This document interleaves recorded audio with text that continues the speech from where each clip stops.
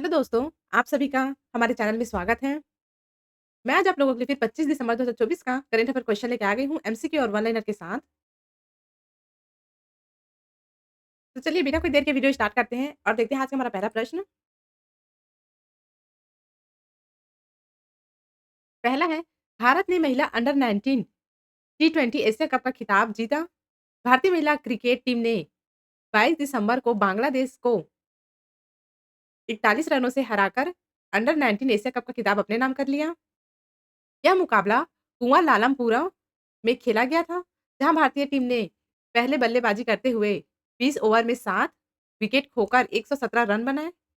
गोगांडी त्रिसा ने 47 गेंदों में 52 रन की शानदार पारी खेली, जबकि मिथिला विनोद ने 12 गेंदों में 17 रन का योगदान दिया। दूसरा है, के9 युवराज टी तोप के लिए अनुबंध।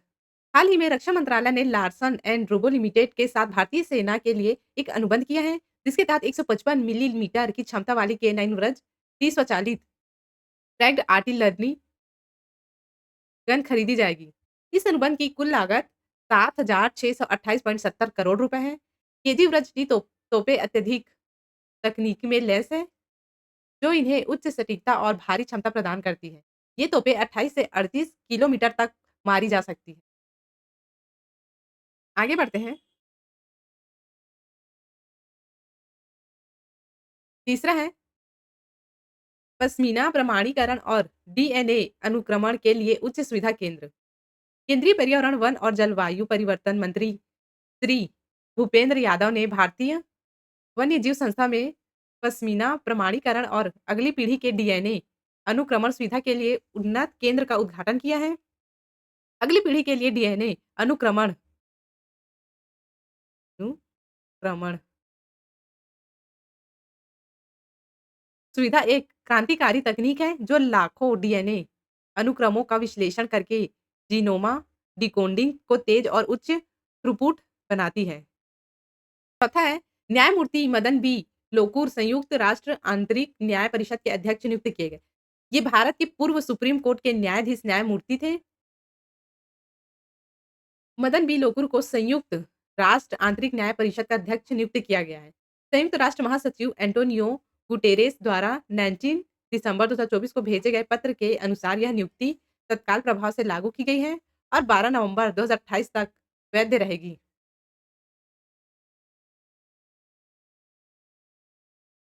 5 सालों के लिए।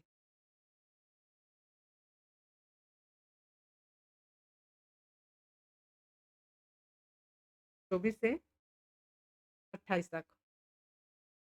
आईजेसी एक महत्वपूर्ण सलाहकारी निकाय है, जो संयुक्त राष्ट्र के आंतरिक न्याय तंत्र की निष्पक्षता, पेशेवरिता और स्वतंत्रता सुनिश्चित करता है। आगे चलते हैं।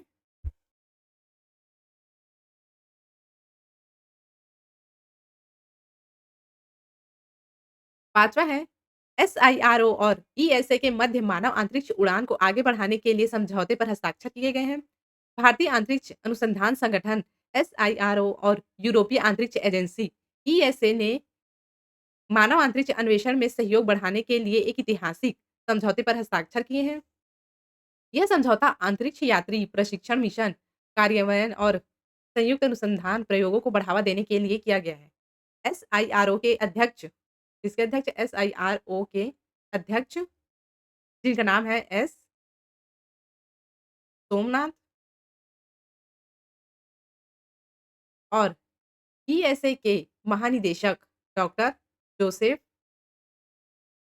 अस्वाचर द्वारा हस्ताक्षरित इस समझौते से दोनों एजेंसियों के बीच सहयोग को मजबूती मिलेगी। छठवां है, भारत वन स्थिति रिपोर्ट 2023। पर्यावरण, वन एवं जलवायु परिवर्तन मंत्री श्री भूपेंद्र यादव ने 21 दिसंबर 2024 को देहरादून में स्थित वन अनुसंधान संस्था में भारत वन एवं स्थिति रिपोर्ट 2023 का विमोचन किया है।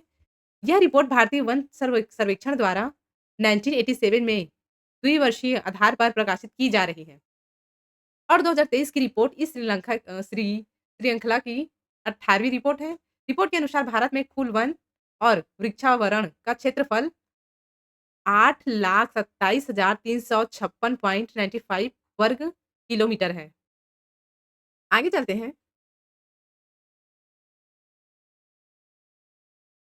7वां है अंतरिक्ष मलबे से निपटने के लिए भारत और जापान सहयोग करेंगे। कौन-कौन? भारत और जापान। भारत और जापान ने अंतरिक्ष मलबे से निपटने के लिए महत्वपूर्ण साझेदारी की है, जिसमें लेज़र तकनीक का उपयोग किया जाएगा। किसका उपयोग किया जाएगा? लेज़र तकनीकी का। जापान की ऑर्बिटल जापान,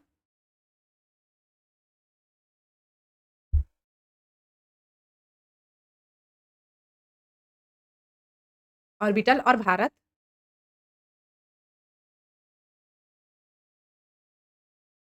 स्पेसिटी।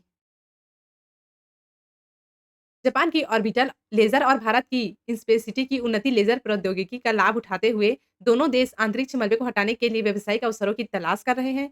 यह सहयोग अंतरिक्ष क्षेत्र में दोनों देशों के बढ़ते संबंधों को दर्शाता है। 8वां है 25 दिसंबर सुशासन दिवस। भारत में सुशासन दिवस हर साल 25 दिसंबर को मनाया जाता है और इसी दिन पूर्व प्रधानमंत्री अटल बिहारी वाजपेयी की जयंती भी मनाई जाती है। इस दिन को 2014 में भारत सरकार द्वारा स्थापित किया गया था, ताकि प्रधानमंत्री वाजपेयी के योगदान को सम्मानित किया जा सके और सरकार में जवाबदेही और नागरिकों के बीच जागरूकता को बढ़ावा दिया जा सके। इस दिन को गुड गवर्नेंस डे भी कहा जाता है और इसे सरकार के कार्य दिवस के रूप में घोषित किया गया है। अब देखते हैं एमसीक्यू क्वेश्चन।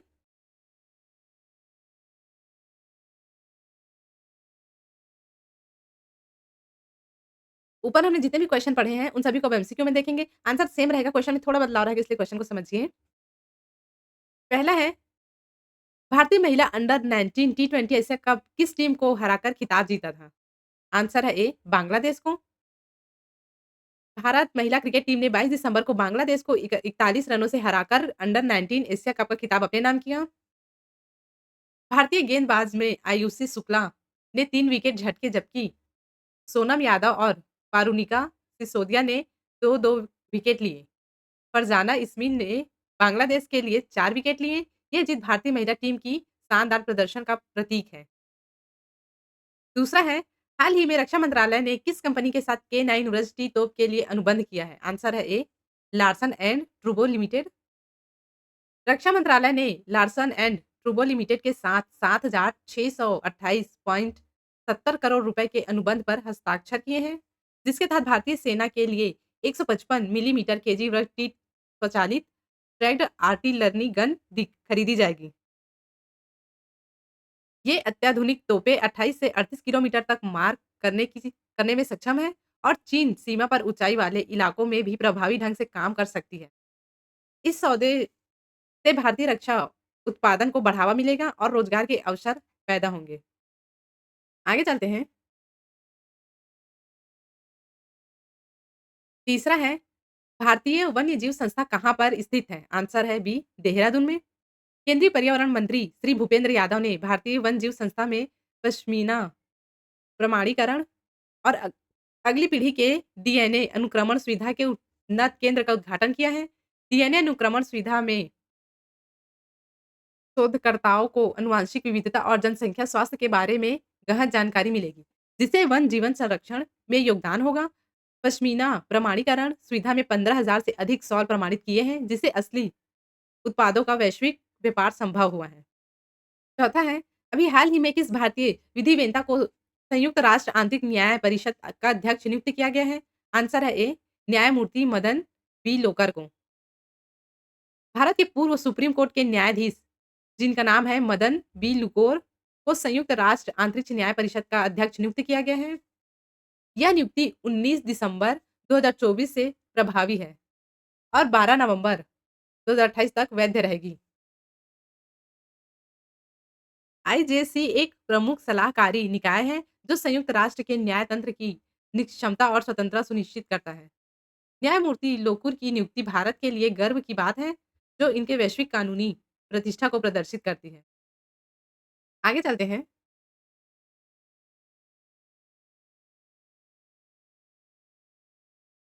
5वां है, अभी हाल ही में आईएसआरओ ने मानव अंतरिक्ष उड़ान को आगे बढ़ाने के लिए समझौते किए हैं। आंसर है बी, ईएसए यूरोप ने। आईएसआरओ और ईएसए ने मानव अंतरिक्ष अन्वेषण में सहयोग बढ़ाने के लिए एक ऐतिहासिक समझौते पर हस्ताक्षर किए हैं। जिसका उद्देश्य अंतरिक्ष यात्री प्रशिक्षण मिशन, कार्यान्वयन और संयुक्त अनुसंधान प्रयोग को बढ़ावा देना है।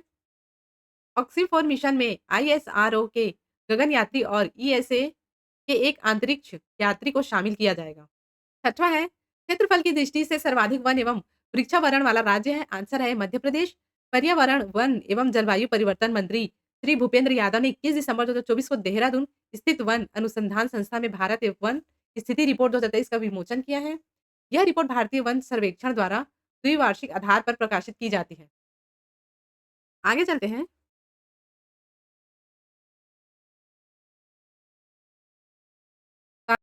सातवां है, सुशासन दिवस कब मनाया जाता है? आंसर है ए 25 दिसंबर को। यहाँ पे थोड़ा-सा मिस्टेक हो गया है, इसका आंसर नीचे दिया गया है। ऊपर तो मैंने आप लोगों को पढ़ा ही दिया था कि स्वतंत्रता दिवस कब मनाया जाता है, इसका उद्देश्य क्या है ये सब, इसको आप लोग ऊपर देख लीजिए। चलिए अब आगे चलते हैं और देखते हैं वन लाइनर।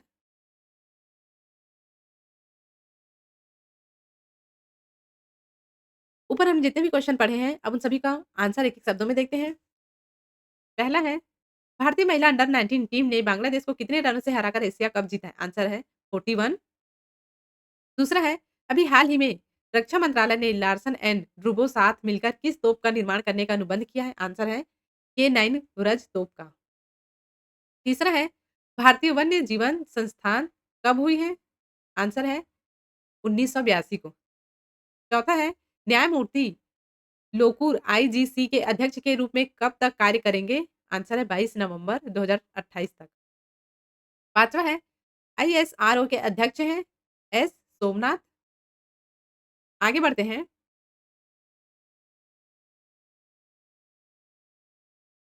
छठवां है, अभी हाल ही में किस देश ने यूनेस्को विश्व धरोहर केंद्र में $1 मिलियन का योगदान दिया है? $1 मिलियन का आंसर है भारत। सातवां है, भारत में पहला बायो बिटुमिन राष्ट्रीय राजमार्ग का उद्घाटन कहाँ किया गया है? आंसर है नागपुर में। आठवां है, पर्यावरण, वन एवं जलवायु परिवर्तन मंत्री हैं श्री भूपेंद्र यादव।